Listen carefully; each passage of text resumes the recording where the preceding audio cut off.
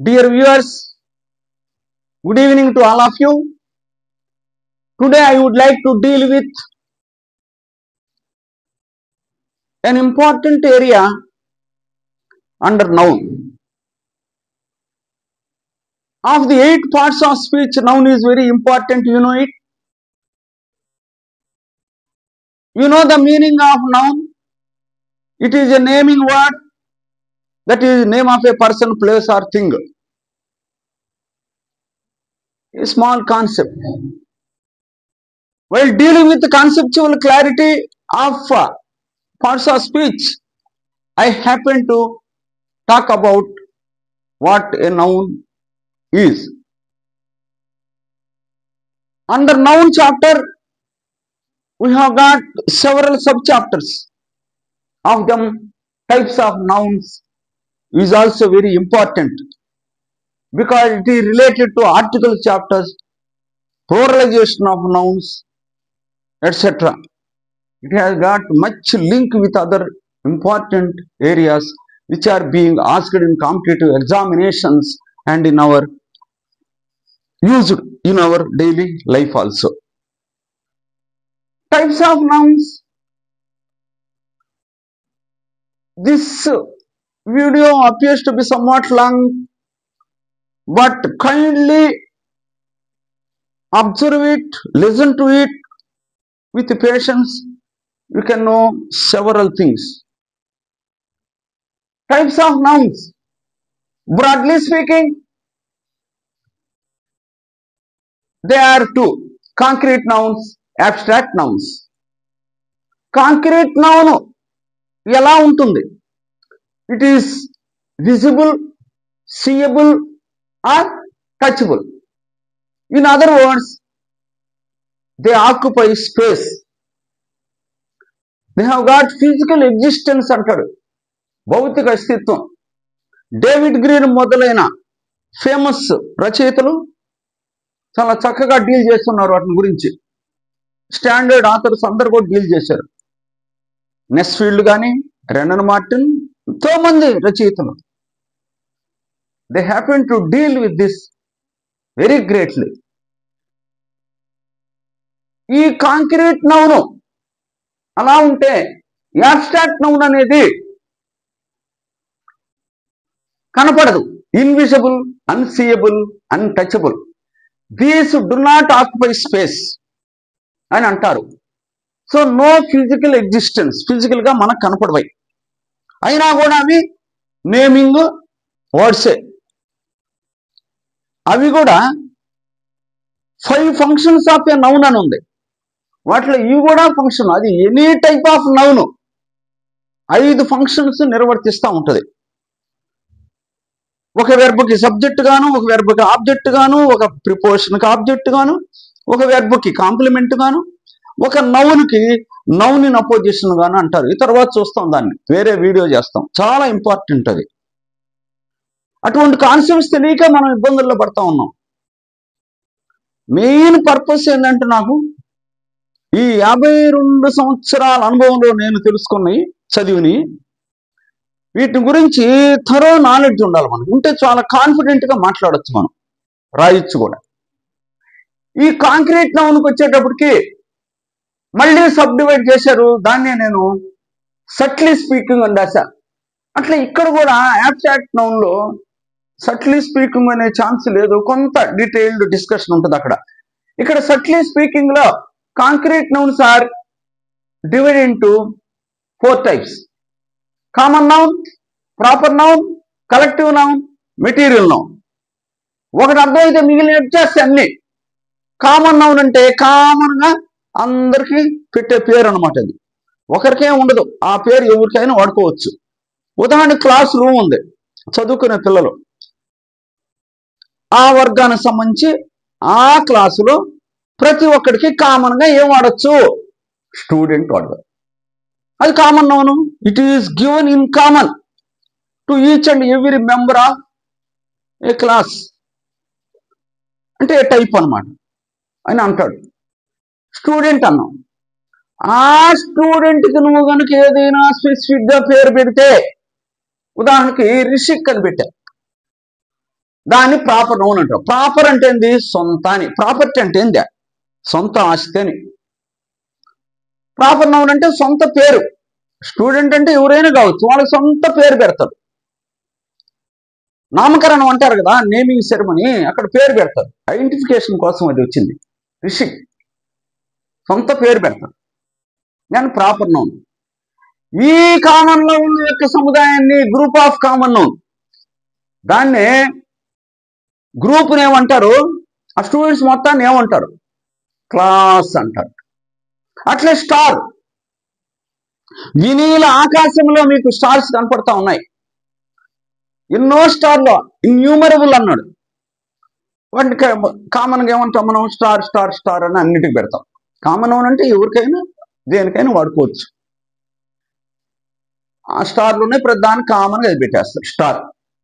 ఆ స్టార్కి ఒక స్పెసిఫిక్ పేరు పెట్టామనుకో, పర్టికులర్గా దాన్ని, ఉదాహరణ అరుంధతి అనే పేరు పెడితే దాన్ని ప్రాపర్ నౌన్ అంటారు.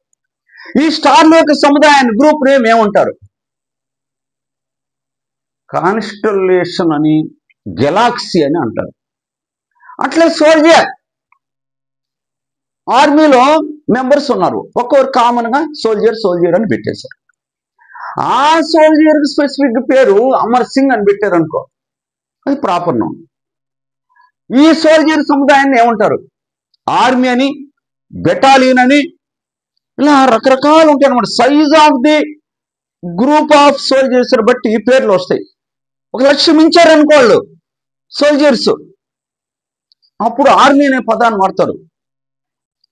తక్కువ అయినట్లయితే ప్లాటూన్ అని, బెటాలియన్ అని, అటు చిన్న చిన్న గ్రూపులకు అవి వాడతారు. ఏది ఏమైనా కూడా ఈ గ్రూప్ ఆఫ్ సోల్జర్స్ సంబంధించింది.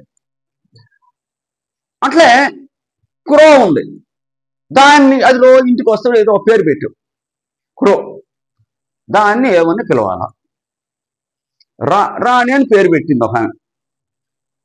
ఆ క్రో సముదాయాన్ని ఏమంటారు? చాలా విచిత్రం అనమాట ఇది. క్రో సముదాయాన్ని మడ్డర్ అంటారు. పరీక్షలు అడుగుతాడు ఇట్లాంటి కలెక్టివ్ నౌన్స్. నన్ను అడిగి ఉన్నారు, అందుకు నన్ను ఏం అడిగిందో నేను చెప్తా. క్రోస్ యొక్క సముదాయాన్ని ఏమంటారు? ఆకాశంలో పోతా ఉన్నాయి, దాన్ని ఏమని పిలుస్తావు? మడ్డర్ అని పిలుస్తూ ఉంటారు. అట్లే వాటిని ఫ్లాక్ అని కూడా అనొచ్చు, తప్పేమో, పశువులు కదా అనొచ్చు. మడ్డర్ అనేది పాపులర్గా వాడుతూ ఉంటారు. గుర్తుపెట్టుకోండి, ఎంత విచిత్రంగా ఉందో చూడండి. అట్లే లైన్, సింహం, దానికి ఒక పేరు పెట్టారు, ప్రతాప్ అని పెట్టారు. రాణా ప్రతాప్ ఎవరు పెట్టుకొని ఉంటారు వాటికి. అట్లా జూలో ఒక్కొక్క లైన్కి ఒక్కొక్క పేరు పెడతారు. జూకి పోతే తెలుస్తుంది, వాళ్ళు బిట్టి ఉంటారు పేర్లు. అది లైన్కి ప్రతాప్ అని పెట్టారు. లైన్ల సముదాయాన్ని ఏమంటారు? గ్రూప్ ఆఫ్ లైన్స్, అక్కడ ఉన్నాయి గుంపుగా, ప్రైడ్ అంటారు. తర్వాత దాన్ని పరిశీలించాను నేను, అసలు ఎందుకు ప్రైడ్ వచ్చిందని. సింహము, ఉన్న జంతువుల్లో సింహము ఒక ప్రౌడ్గా నడవటం కానీ ఆ టీవీగా పోతా ఉంటుంది. ఆ నేచర్ని బట్టి దానికి ప్రైడ్ అనే పేరుని రచయితలు నిర్ణయించారు. చాలా అందమైన పేరు ఇది, పొయిటిక్ అనమాట. ఇది ప్రైడ్ అంటారు. పరీక్షలు అడిగినప్పుడు ప్రైడ్ అని రాయాలి మనం. అంటే గాడ్, చిన్న అమ్మాయి ఉంది, ఆ గాడ్కు ఒక పేరు పెట్టారు, సొంత పేరు, అదే అద్రిత అని పేరు పెట్టారు. ఇటువంటి గాడ్ సముదాయాలు ఉన్నారనుకో, బివి ఆఫ్ గర్ల్స్ అని, గ్యాగిల్ ఆఫ్ గర్ల్స్ అని అంటారు. ఇక్కడ మీరు అసలు గ్యాగిల్ ఎందుకు వచ్చిందని నేను ఆలోచించాను. ఆ పిల్లలు, ఆడపిల్లకాయలు గిలగిలగిల నవ్వుతూ ఉంటారు. అందువల్ల వాళ్ళు అది ఆ సౌండ్ని బట్టి మనసులో పెట్టుకొని గ్యాగిల్ వచ్చినట్టుగా ఒక ఎటిమాలజీలో గమనించాను. గ్యాగిల్ ఏదేమైనా కూడా గ్యాగిల్ ఆఫ్ గర్ల్స్ అన్నది. కింగ్, ఎంతో మంది కింగ్స్ ఉన్నారు, రాజ్యం ఏలేరు భారతదేశాన్ని. ఆ కింగ్కి స్పెసిఫిక్ పేరు పెట్టావు, అక్బర్, అశోక, ఇలా పెట్టినప్పుడు అది ప్రాపర్ నౌన్ అయింది. ఆ కింగ్స్ సముదాయాన్ని ఏమంటారు? డైనస్టీ అని కానీ, కౌన్సిల్ ఆఫ్ కింగ్స్ అని కానీ అంటారు. డైనస్టీ ఆఫ్ కింగ్స్, ఒకే వంశానికి సంబంధించిన వాళ్ళైతే వాళ్ళు డైనస్టీ. జహంగీర్, మీకు ఔరంగజేబ్, అక్బర్, వీళ్ళందరూ ఉన్నారు కదా, ఒకే వంశానికి సంబంధించిన వాళ్ళు అనుకో, డైనస్టీ. రకరకాల అంశాలకు సంబంధించిన కింగ్స్ ఆ రాజ్యాన్ని ఏలినప్పుడు కౌన్సిల్ ఆఫ్ కింగ్స్ అని అంటారు. అంటే ఈ కలెక్టివ్ నౌను, గ్రూప్ నేము రకరకాలుగా వస్తూ ఉంటాయి, సందర్భాన్ని బట్టి వాడుకోవాలి. ఏదేమైనా పరీక్షల్లో గమనించుకోవాలి. Man, group of men. ఇండివిజువల్గా మ్యాన్ని హర్ష అని పిలవచ్చు, ప్రసాద్ అని పిలవచ్చు, వినుల్ అని కూడా అనొచ్చు. ఆ మనిషికి ఒక స్పెసిఫిక్ పేరు పెడితే దాన్ని ప్రాపర్ నౌన్ అని అన్నాను కదా, అలా పెట్టేశారు. ఆ మ్యాన్ గ్రూప్ ఆఫ్ మెన్ అని ఏమంటారు, పరీక్షల్లో అడతారు, కలెక్టివ్ నౌన్లు అడతారు, డౌటే బల్లె. అప్పుడు ఏం పెడతారు, వాళ్ళ నేచర్ని బట్టి, వాళ్ళ సైజుని బట్టి, ప్రవర్తనను బట్టి రకరకాలుగా వాళ్ళ పేర్లతో పిలుస్తారు. ఉదాహరణకి ఇక్కడ మీకు ఏమీ కన్ఫ్యూజన్గా ఉన్నప్పుడు గ్రూప్ ఆఫ్ మెన్ అని పెట్టేసి సరిపోద్ది. గ్రూప్ అని పెడితే చాలు. దాన్ని మాబ్ అని, గ్యాంగ్ అని, కొంచెం ఇండిసిప్లిన్గా అట్లా ఉంటే గ్యాంగ్ ఆఫ్ మెన్ అని అట్లా రకాలుగా చెబుతారు. ప్రస్తుతానికి నేను ఒకటే తీసుకున్నా. తర్వాత బ్యూటీ అంటే ఏంది, అందం అని. అట్లే కామన్ గా కూడా వాడుకుంటున్నారు బ్యూటీని, అందగత్తె. కాలేజీ బ్యూటీ అంటారు. ఆమె ఎవరు, అది కూడా కాలేజీ బ్యూటీ అండి, ఈ సంవత్సరం కాలేజీ బ్యూటీ అంటాడు.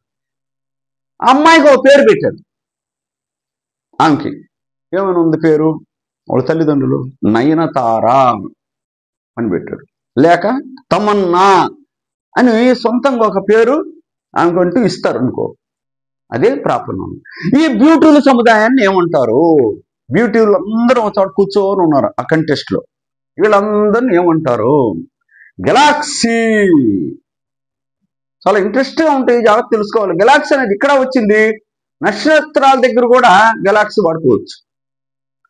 తర్వాత గన్, తుపాకీ, దాని సొంతంగా పేరు పెట్టాను. రకరకాల తుపాకులు ఉన్నాయి కదా, ఒక దానికి పేరు, సొంత పేరు AK-47 అని పెట్టాడు.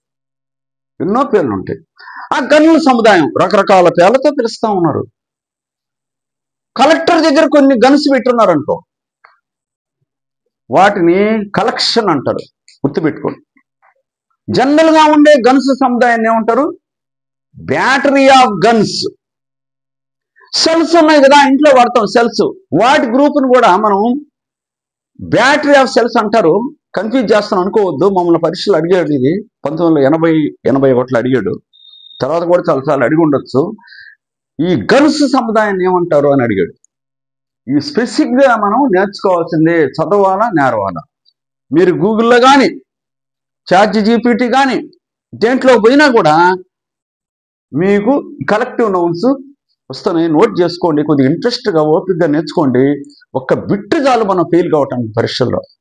నిజ జీవితంలో అవసరం, అట్లే మీకు విడిగా కూడా పరీక్షల్లో చాలా అవసరం కలెక్టివ్ నౌన్స్. జస్ట్ ఎగ్జాంపుల్ ఇచ్చా, కామన్గా వాడతారు. గ్రూప్ నేమ్ ఇలా ఉంది, దాన్ని కలెక్టివ్ నౌన్ అన్నారు, సొంత పేరు ఇస్తే ప్రాపర్ నౌన్ అని అంటారు. అట్లే మనం మెటీరియల్ నౌన్ అనేది ఉంది ఇక్కడ. కామన్ నౌన్ చూశారు, ప్రాపర్ చూశారు, కలెక్టివ్ నౌన్ చూశారు. మెటీరియల్ నౌన్ అంటే ఏంది, ఇది కూడా చాలా ఇంపార్టెంట్ అండి. Names of substances